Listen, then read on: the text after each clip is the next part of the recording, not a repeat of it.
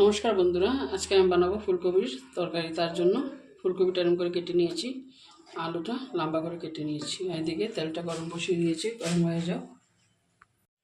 আগে আলুটা ভেজে নেব।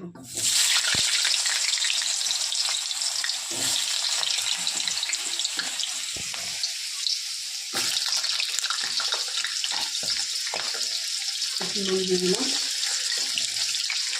একটু হলুদ দিয়ে লাল লাল করে ভেজে নেব।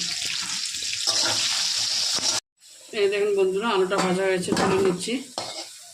এখন ওই তেলের মধ্যেই ফুলকপিটা ভেজে নেব।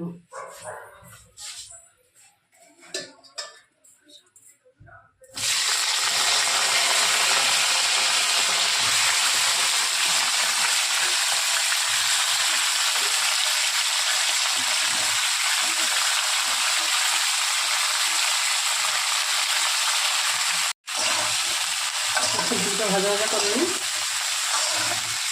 একটু নুন দিয়ে দেবো, তাহলে মজে যাবে, মানে মজে নেই।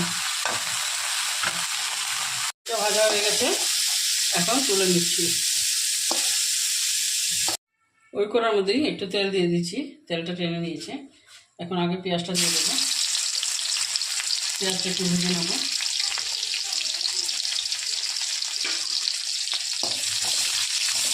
এখন টমেটোটা দিয়ে দেবো, টমেটোটা ভালো মতো কষিয়ে নেবো।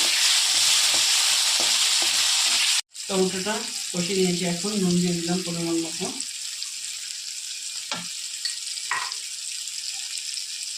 লঙ্কা গুঁড়া দিয়ে দিলাম 1.5 চামচের কম। জিরা গুঁড়া দিয়ে দিলাম 1 চামচ। হলুদের গুঁড়ো দিয়ে দিলাম 1/2 চামচ। এখন ভালো মতো দরকার পড়লে একটু জল দিয়ে দেবো, দিয়ে একটু ভালো মতো কষিয়ে নেব। হয়ে গেছে, এখন ভাজা করা ফুলকপি, ভাজা করা আলু দিয়ে এখন আরও ভালো মতো কষিয়ে নেব।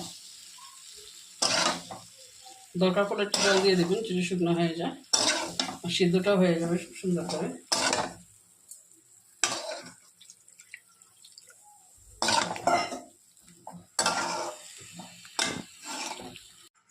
ঢাকা দিয়ে ভালো মতো কষিয়ে নেব। ফুলকপিটা সিদ্ধ হয়নি, তার জন্য একটু জল দিয়ে দিলাম, একটু ভালো মতো কষিয়ে নেব।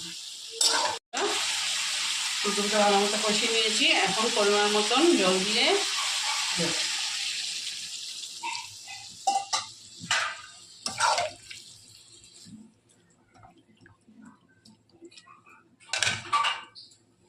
এই দেখেন বন্ধুরা, ফুলকপি তরকারিটা হয়ে গেছে।